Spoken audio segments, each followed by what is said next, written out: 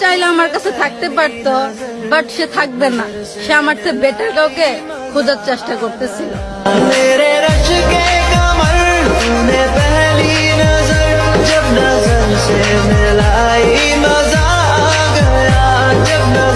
এত পরিমাণ ভালোবাসছি তোমাকে, ওজন করলে সংখ্যা বের করাও সম্ভব না। তুমি যেন সবসময় খুশি থাকো, এর জন্য তোমার থেকে দূরে সরে আসছি। তাহলে তুমি ভাবো তোমার আমি কতটা ভালোবাসছি।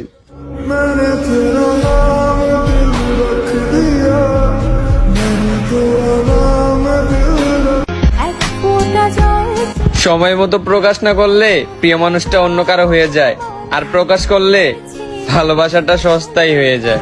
সমান্তরাল পথের বাঁকে তোমার পথে দিশা থাকে, সেদিন